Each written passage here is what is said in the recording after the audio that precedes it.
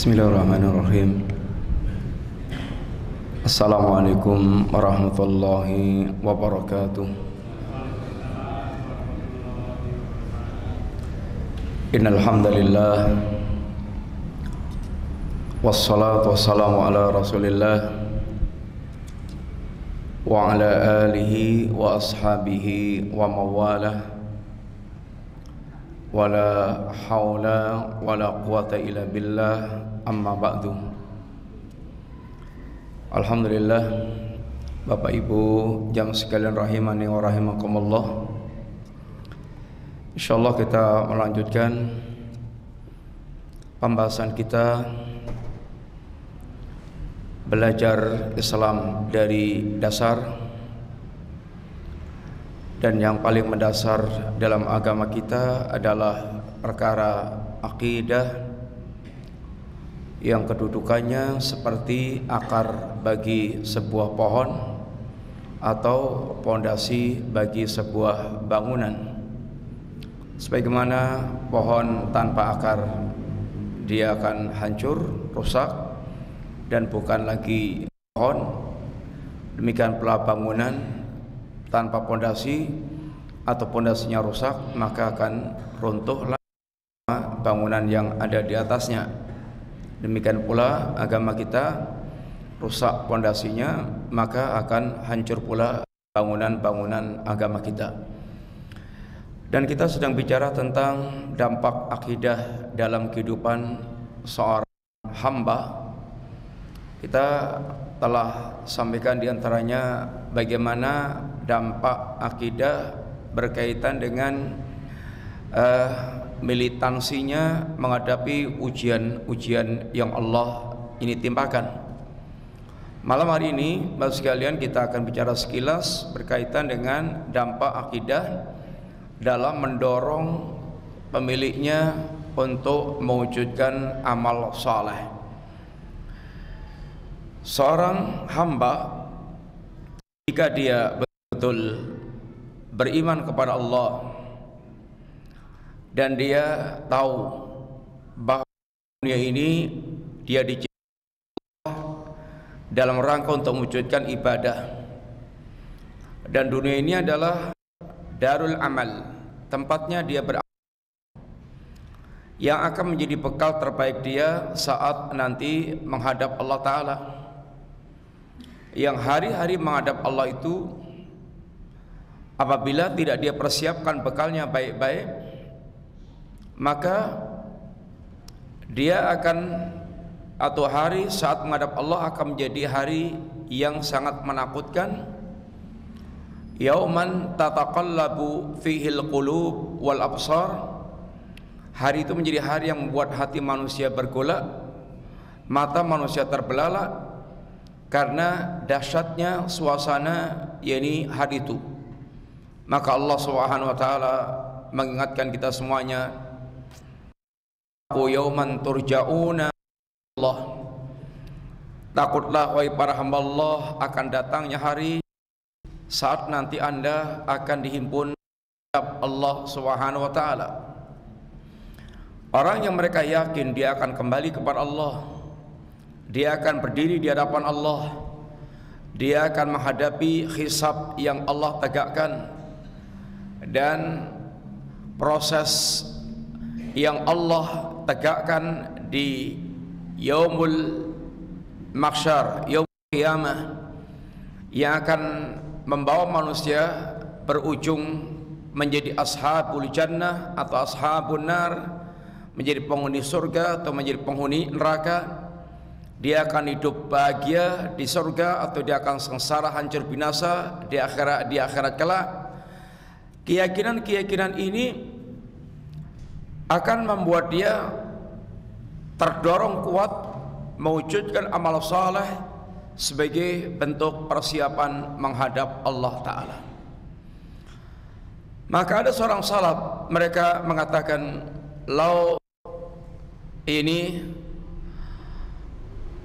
Lau ukhbirtu anna ghadan as-sa'ah mastata'tu an asid ala ma'ana fihi syai'an. Seandainya dihabarkan padaku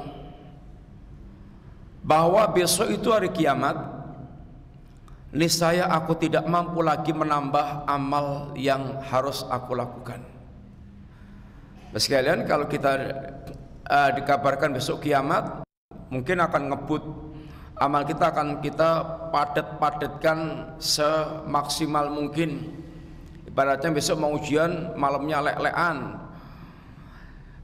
Tapi orang ini seandainya besok dikabarkan kiamat, aku nggak bisa lagi menambah amal. Itu artinya sudah saking padatnya dalam beramal, sehingga ibaratnya itu waktu itu adalah seperti sepis rak buku yang kita tata, maka sudah saking padatnya nggak bisa disesali lagi, yakni buku setipis apapun.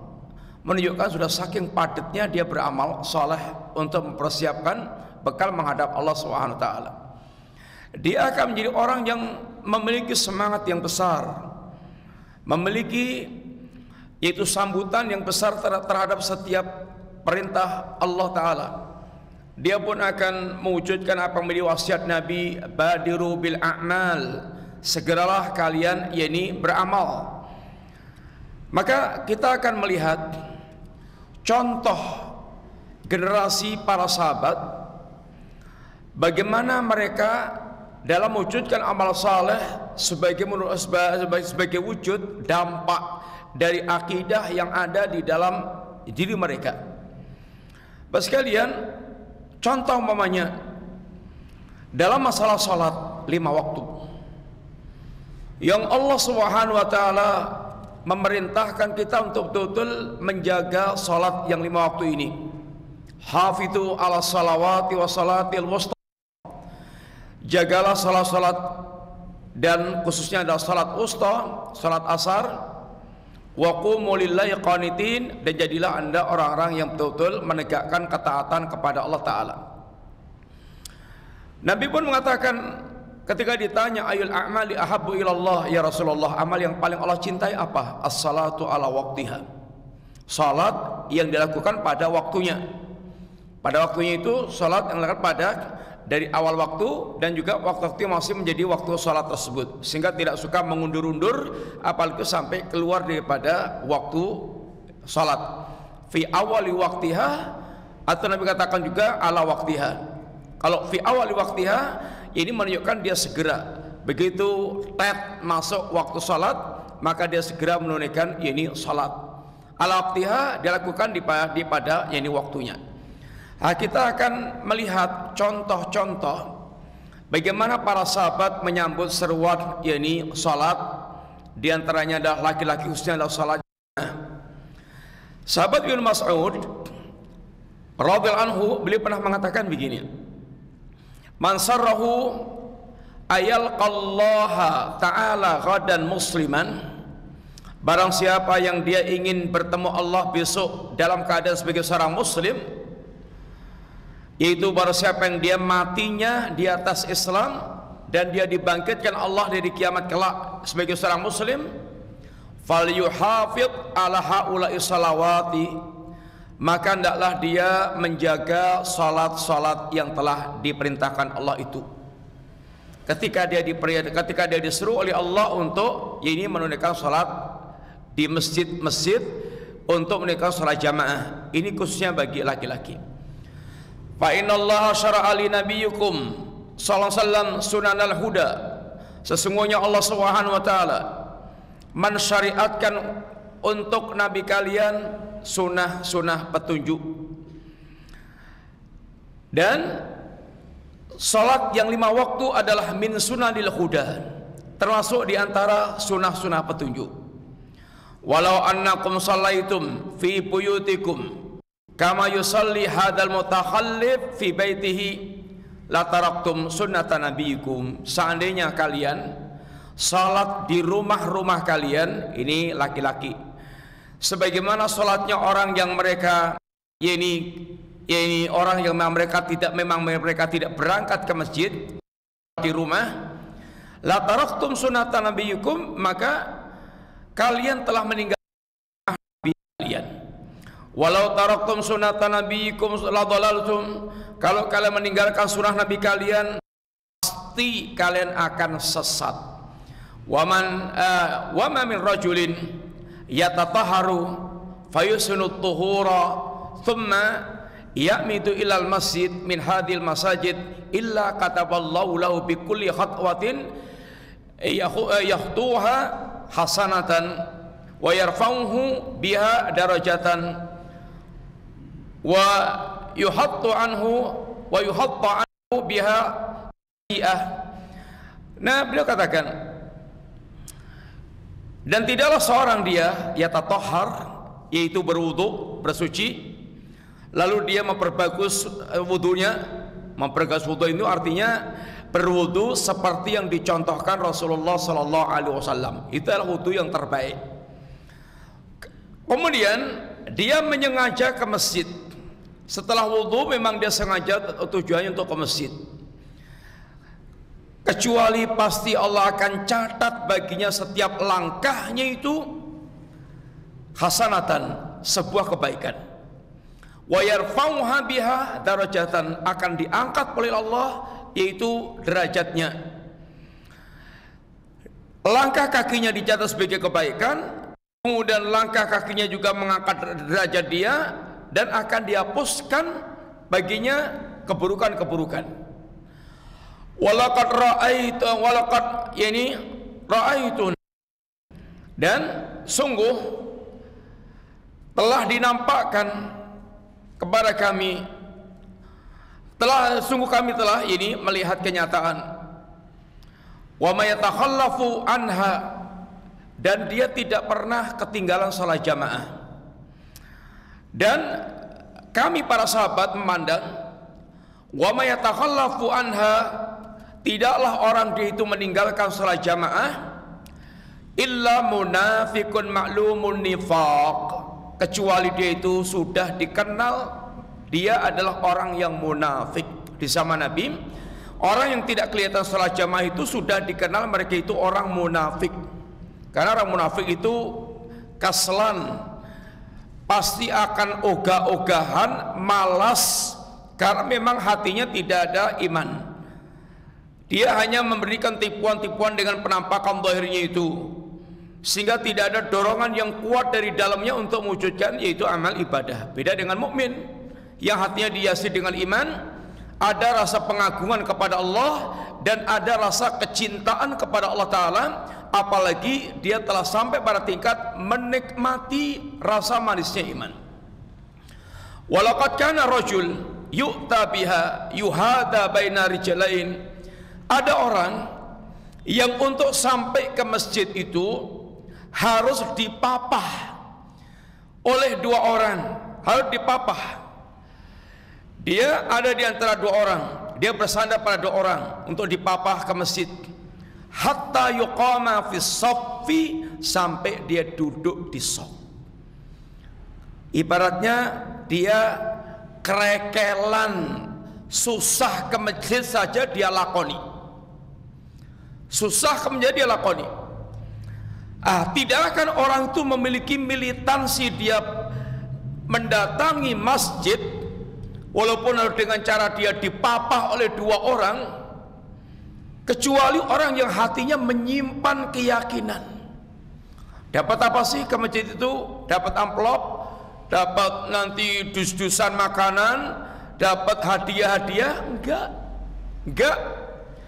Tapi dia punya keyakinan bahwa langkah-langkah kakinya itu akan dicatat oleh Allah untuk mengangkat derajat, menghapuskan dosa, dicatat sebagai kebaikan, dan kebaikan yang banyak berkaitan dengan kepergian dia. Tidak akan ada militan seperti ini kecuali orang yang mereka betul-betul menyimpan akidah di dalam hatinya. Kita ini baru ada sedikit halangan aja sudah di rumah aja lah salatnya, nggak perlu ke masjid. Semangatnya rendah. Para sahabat ibaratnya diriwangi berangkat itu dilakoni, dia akan datang ke masjid. Ini Ibnu Mas'ud, di antara ceritanya ada orang yang mereka ke masjid dengan cara seperti itu. Contoh lagi apa yang disampaikan oleh Ubay bin Ka'ab. Ubay bin Ka'ab mengatakan, "Kana rajulun la a'lamu rajulan ab'ad minal masjid minhu." Saya tahu ada orang yang mereka ini rumahnya paling jauh dari Masjid Nabawi. Tidak ada yang lebih jauh dari dia. Dia rumahnya paling jauh dari Masjid Nabawi. Tapi wa kana la tukhtihu salatun.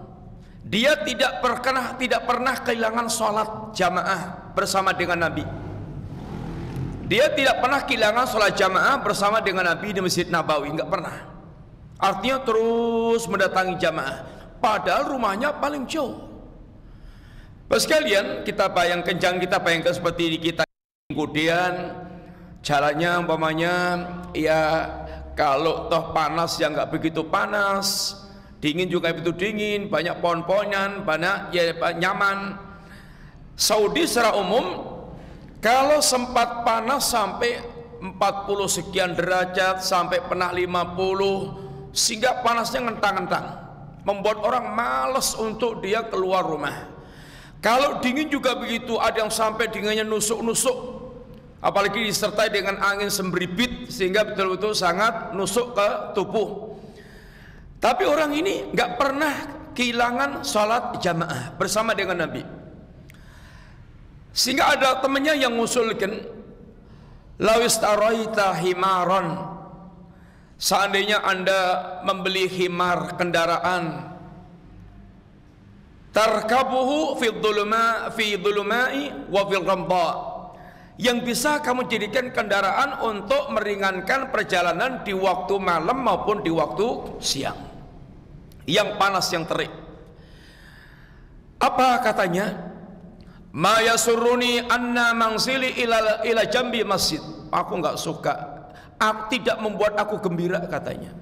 Walau seandainya rumahku itu ada di samping masjid, buka pintu ibaratnya langsung kakinya itu udah masuk ke halaman masjid. Kenapa sih sampai orang militan seperti itu? Inni uridu ayyuktabali mamsyaya ilal masjid warujui. Saya ini sangat ingin sekali seandainya langkah-langkah kakiku sejak aku pergi dari rumah ke masjid, warujui idza raja'tu ila ahli, dan kepulanganku dari masjid ke rumah ketemu keluargaku, aku ingin dicatat langkah-langkah kaki itu di sisi Allah Subhanahu wa taala. Oh, ini yang membuat dia militannya seperti itu. Maka ketika Nabi mendengar perkataan orang, qad jama'allahu lak dzalika kullah, Allah telah kumpulkan semuanya itu untuk Anda. Ini hanya ada pada orang yang mereka hatinya menyimpan akidah, keyakinan apa yang akan dia dapatkan di sisi Allah kelak ketika dia melakukan amal tadi. Beda dengan orang munafik. Mereka akan melakukan amalan-amalan tuntutan iman itu dengan penuh malas. Wala ya'tuna salata illa wa hum kusala. Tidaklah mereka mendatangi salat kecuali karena dengan penuh kemalasan. Kenapa sih? Yura'unan nas. Karena yang ada di hati mereka itu hanya pengen pamer kepada manusia, pengen dilihat oleh orang. Maka yang paling berat di antara semua salat yang 5 waktu ini bagi munafik adalah salat isya dan salat subuh. Isya sudah mulai gelap, nggak jelas. Kalau ya tidak seperti kita ini, listriknya ngentang-ngentang, padang, jinggelang, sehingga nggak beda siang dan malam. Di zaman Nabi belum ada listrik dan belum ada penerangan yang membuat mereka terang benderang, sehingga yang paling gelap itu nggak jelas lihatnya orangnya siapa-siapa itu kalau isya sama subuh. Subuhnya masih gelap, walaupun remeng-remeng masih gelap, belum bisa dilihat. Isyanya sudah gelap.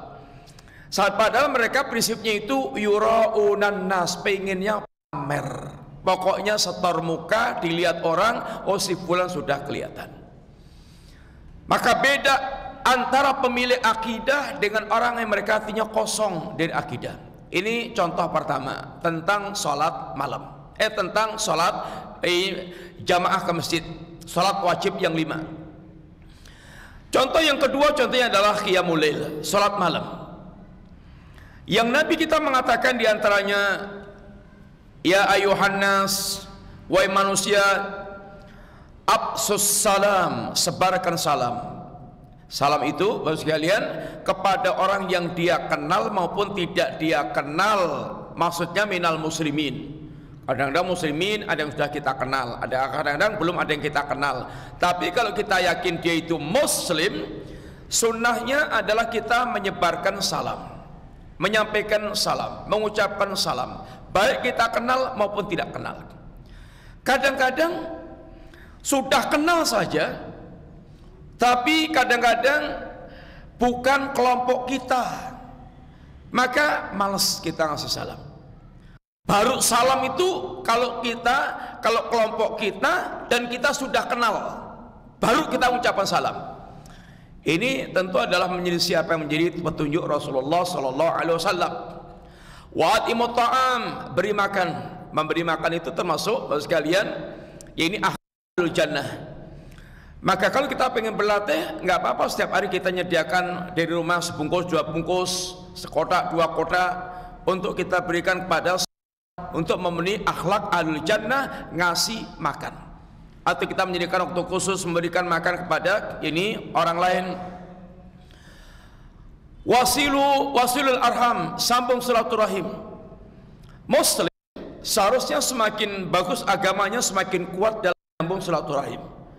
Keluarganya yang punya hubungan rahim. Dan menyambung rahim itu bukan sekedar hanya berkunjung. Kalau kita berkunjung kepada saudara kita yang miskin, itu ya kita ya ini pantas-pantasnya, sangat bagusnya ya memberikan sesuatu kepada yang miskin, bukan sekedar yaitu kita berkunjung sehingga tersambung lebih kuat silaturahim. Ya ini kita kadang-kadang kita ini datang kosongan, yang kita kunjungi orang kampung, tapi pulangnya kita bondot leleh malan, kasih telo godok, dikasih pisang sak tundun, dikasih macam-macam, sehingga harusnya kita yang ngasih-ngasih, kita malah kemudian pulang ini penuh dengan leleh. Wasallu bilaili wa rasuniyam, dan salat malamlah saat manusia banyak yang tertidur. Tadkhulul jannata bisalam, Anda akan masuk surga dengan ini penuh sejahtera. Salat malam adalah akhlaknya seorang mukmin ibadur rahman. Kanu qalilan minal laili ma yahjaun, mereka ini sedikit tidur, sehingga yang banyak dipakai untuk qiyamul lail. Tatajafa junubum anil madaji, lambung-lambung mereka jauh dari tempat tidur. Sekarang kita mau lihat contohnya. Contoh diantaranya adalah seorang sahabat namanya Suhaib Ar-Rumi. Dia tidur malamnya sangat sedikit, sampai istrinya ya ini protes, ya Suhaib ittaqillaha, ya Suhaib, mbok ya kamu itu ini tidur sebentar aja, tidur sebentar aja. Faqad ja'alallahu laila sakanan, bukankah Allah telah menjadikan malam itu untuk istirahat? Kata Suhaib, na'am, iya betul. Al-lailu sakanu likulli nas illa li Suhaib, malam untuk istirahat bagi setiap orang kecuali Suhaib. Yang sekarang perlu kita perhatikan apa perkataan Suhaib. Kenapa dia malam itu seperti burung di penggorengan, kelisak-kelisik nggak bisa tidur. Katanya, idza tadzakartul jannata wa ma fiha min naim tara naumi syauqan laha. Saya itu kalau ingat surga dengan semua kenikmatan yang ada di dalamnya itu, tidurku itu langsung lenyap. Syauqan laha, karena ada kerinduan untuk menjadi penghuni jannah. Artinya Suhaib sudah belajar surga itu apa, kenikmatannya seperti apa, dan itu menjadi sebuah keyakinan yang resep dalam hatinya, sehingga itu yang mendorong Suhaib untuk betul-betul ini mewujudkan amal-amal yang bisa mengantarkan ke surga. Wa idza tadzakartu an-nara wa ma fiha minal adabil alim. Dan kalau aku mengingat neraka dengan azab pedih yang ada di dalamnya, tara qalbi khaufan minha, jantungku itu kayak mau lepas karena takutku dengan neraka. Fala anam, maka aku pun gak bisa tidur. Ini adalah orang yang hatinya diwarnai keyakinan, sehingga mendorong dia untuk mewujudkan yaitu amal saleh, seperti diantaranya adalah ini qiyamul lail. Sekarang contoh dalam masalah jihad fisabilillah. Jihad adalah amalan besar dalam agama kita ini, yang mereka dengan jihad siap mengorbankan hartanya, bahkan mengorbankan jiwanya dalam rangka li'ilali kalimatillah, meninggikan kalimat Allah, bukan meninggikan pribadinya, bukan meninggikan kelompoknya, bukan meninggikan partainya, yayasannya, organisasinya, ormasnya. Li'ilali kalimatillah, dalam rangka meninggikan kalimat Allah Subhanahu wa taala. Dia berjihad karena Allah, bukan karena siapa-siapa. Allah akan beli jiwa dan harta manusia dengan surga yang sangat mahal.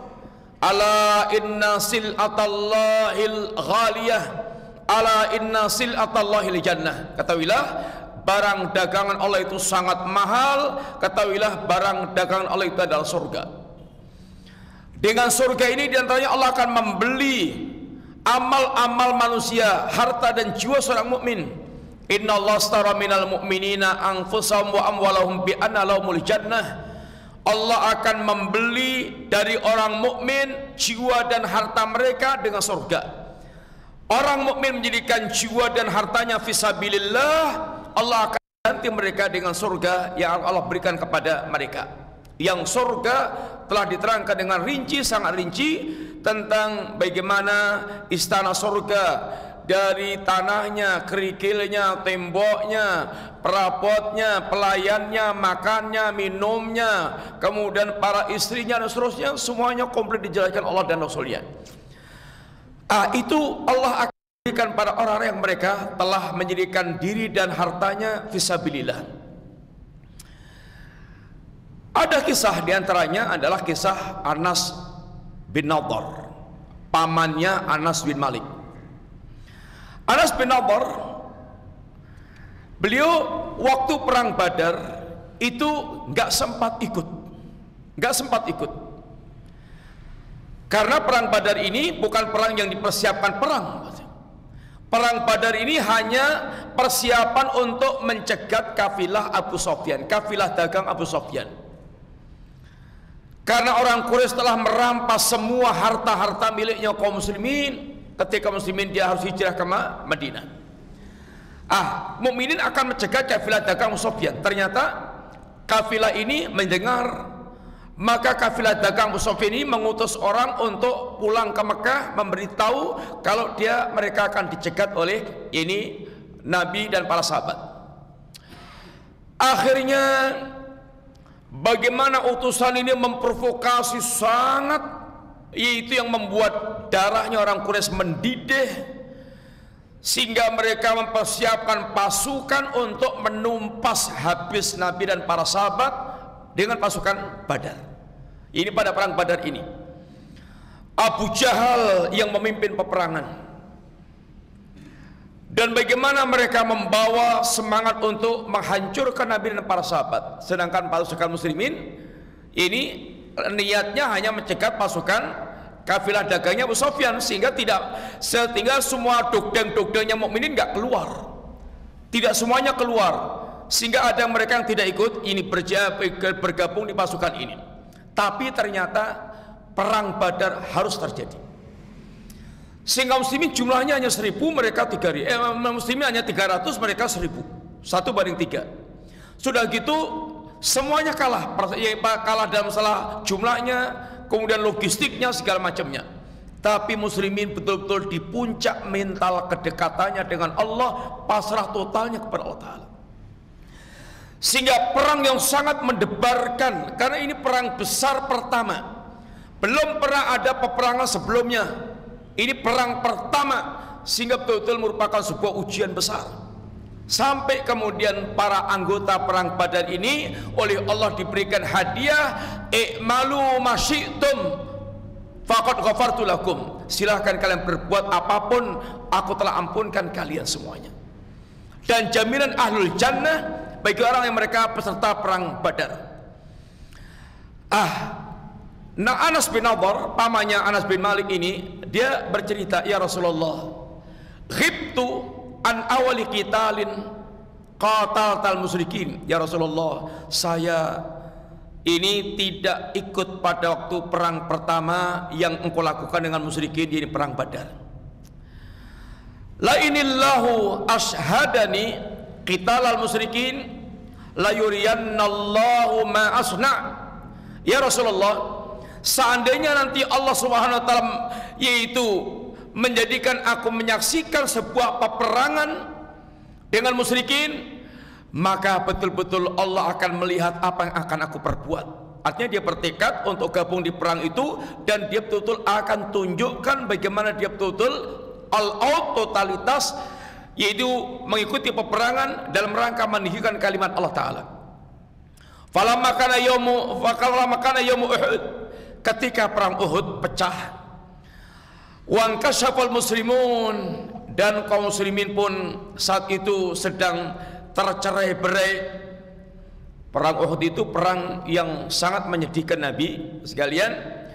Sesungguhnya Nabi telah mengatur strategi yang sedemikian rupa. Diletakkan pemanah di bukit Uhud itu 50 orang dengan wasiat yang sangat jelas, yakni supaya mereka menjaga pasukan muslimin dengan menghalau pasukan musuh dari bukit Uhud. Dan wasiatnya, jangan turun walaupun kalian melihat kami menang atau kalah. Jangan turun walaupun kalian melihat kami ditotal oleh burung. Pokoknya jangan turun sampai mendapatkan perintah Nabi. Terjadilah perang Uhud yang diawali dengan duel person dari musyrikin, dari mukminin. Ada pemukadimahnya, duel dulu, duel satu persatu, dan muslimin mereka mendapatkan kemenangan, mentalnya lebih terbangun lagi, bisa membunuh jagoan-jagoan, yakni Quraisy. Begitu pecah perang, awal periode yang pertama, episode yang pertama menang total, sampai yakni orang-orang kafir sudah mulai mau meninggalkan yakni Madinah menuju Mekah. Saat itu jenderal besarnya Abu Sufyan, pimpinan umumnya Abu Sufyan. Kemudian jenderal lapangannya diantaranya ada Khalid bin Walid, ada Ikrimah bin Abi Jahal, masih kafir. Episode yang pertama mereka terpukul mundur sehingga hampir pulang ke Mekah.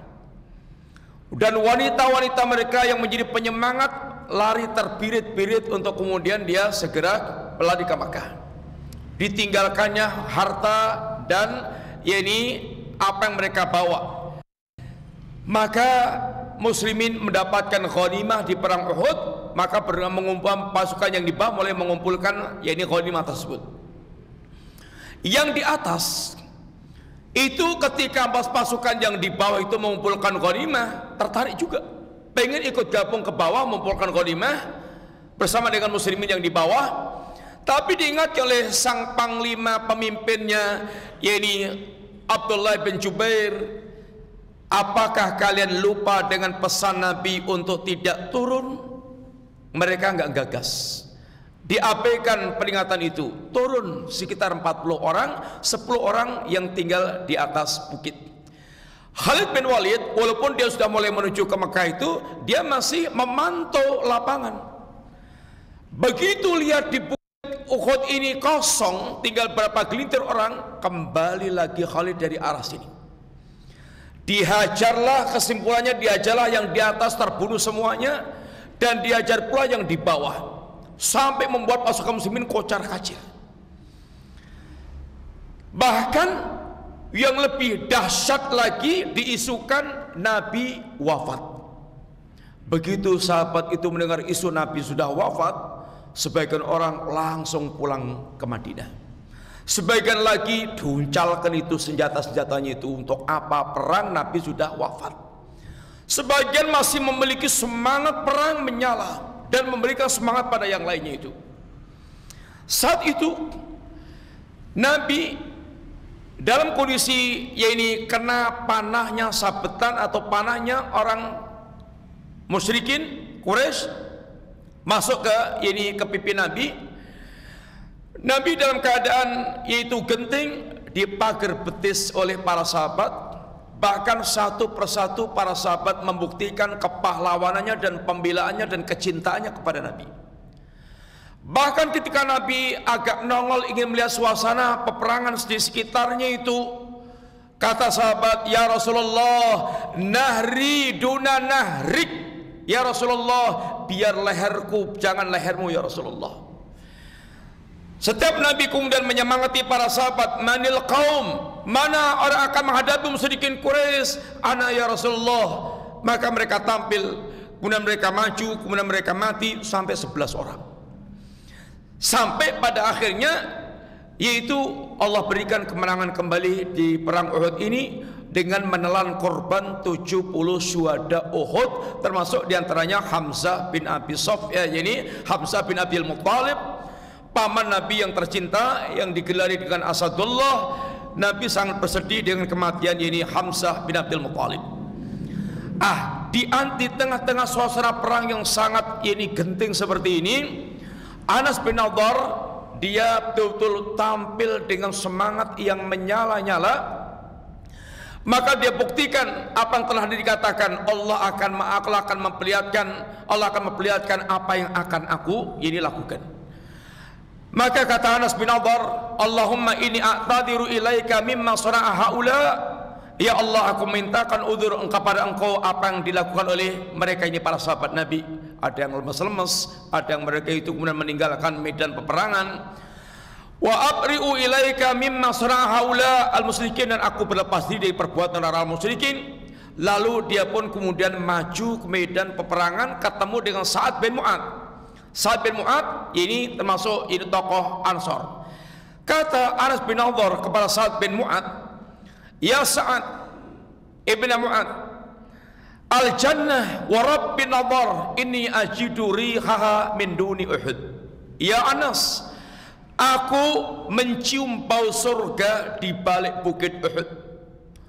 Maka beliau pun kemudian terjun ke medan peperangan, dan kemudian hasilnya dia terbunuh dan tubuhnya itu terluka tidak kurang dari 80 sekian luka.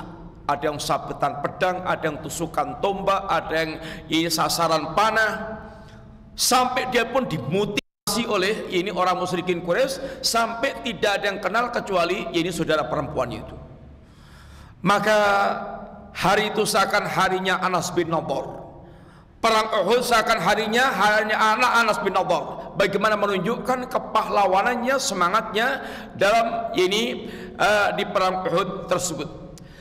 Dan kata Anas bin Malik, aku sangka ayat ini turun terhadap beliau, minal mu'minina rijalun sadaqu ma'ahadullah alaih. Di antara mukminin ada laki-laki yang mereka itu telah menunjukkan kejujurannya apa yang mereka janjikan kepada Allah. Terjun berperang seperti apa yang pernah mereka janjikan kepada Allah, memperlihatkan bagaimana mereka berperang fisabilillah menghadapi orang-orang musyrikin Quraisy. Ini adalah contoh bagaimana Anas bin Malik mereka menaikkan pengorbanannya li kalimatillah.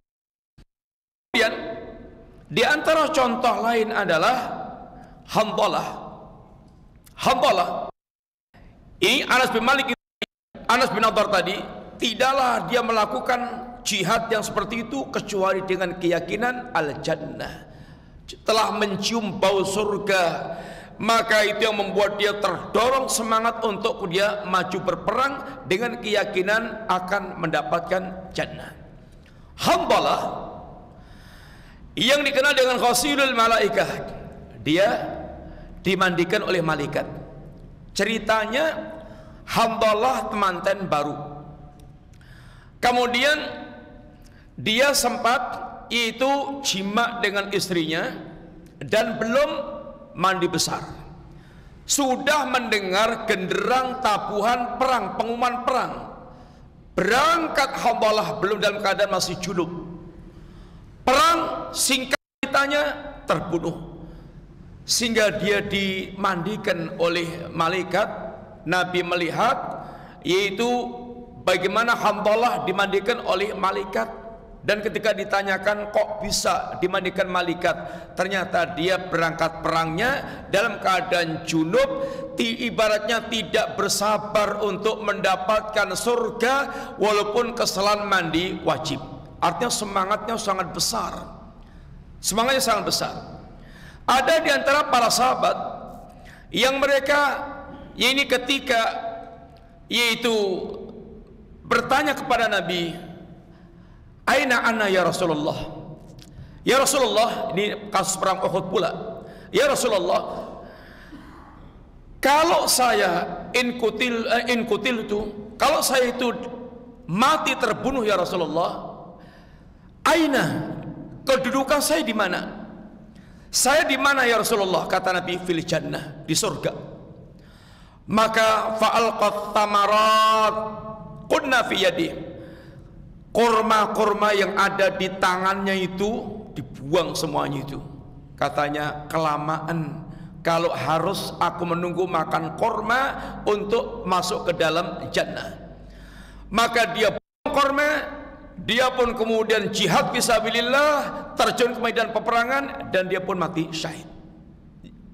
Semangat, keyakinan untuk mendapatkan jannah itu yang membuat mereka itu begitu semangat untuk melakukan amal yakni saleh.